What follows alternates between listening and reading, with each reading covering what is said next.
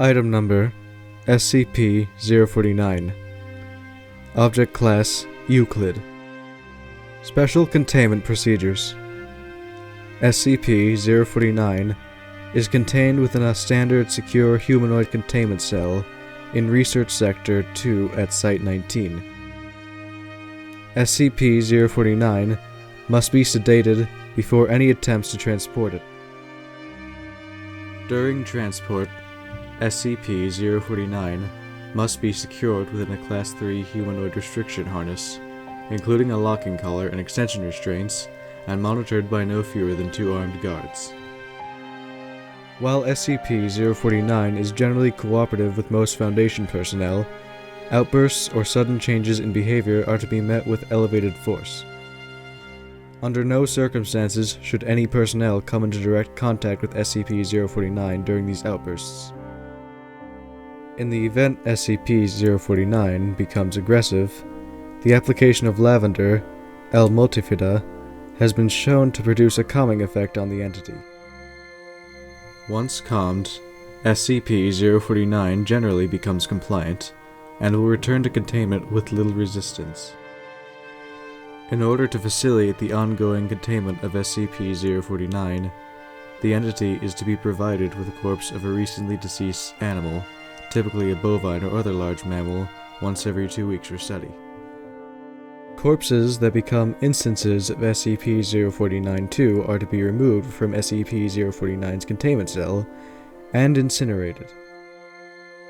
SCP-049 is no longer permitted to interact with human subjects, and requests for human subjects are to be denied.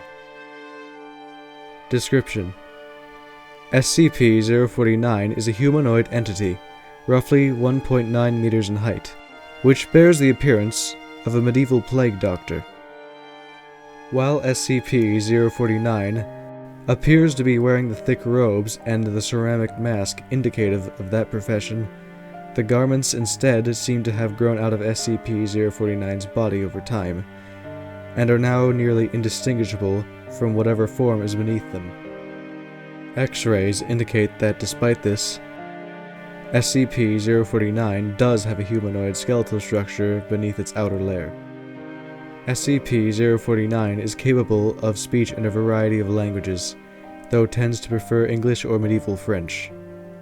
While SCP-049 is generally cordial and cooperative with Foundation staff, it can become especially irritated, or at times outright aggressive, if it feels that it is in the presence of what it calls the pestilence.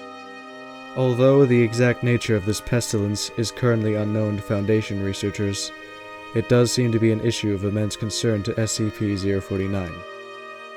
SCP-049 will become hostile with individuals it sees as being affected by the pestilence, often having to be restrained should it encounter such. If left unchecked, SCP-049 will generally attempt to kill any such individual. SCP-049 is capable of causing all biological functions of an organism to cease through direct skin contact. How this occurs is currently unknown, and autopsies of SCP-049's victims have invariably been inconclusive. SCP-049 has expressed frustration or remorse after these killings, indicating that they have done little to kill the pestilence, though will usually seek to then perform a crude surgery on the corpse, using the implements contained within a black doctor's bag it carries on its person at all times. While these surgeries are not always successful, they often result in the creation of instances of SCP-049-2. SCP-049-2 instances are reanimated corpses that have been operated on by SCP-049. These instances do not seem to retain any of their prior memories or mental functions, having only basic motor skills and response mechanisms. While these instances are generally inactive, moving very little and in a generally ambulatory fashion, SCP-049-2 instances express active biological functions, though these are vastly different from currently understood human physiology. Despite these alterations, SCP-049 often remarks that the subjects have been cured.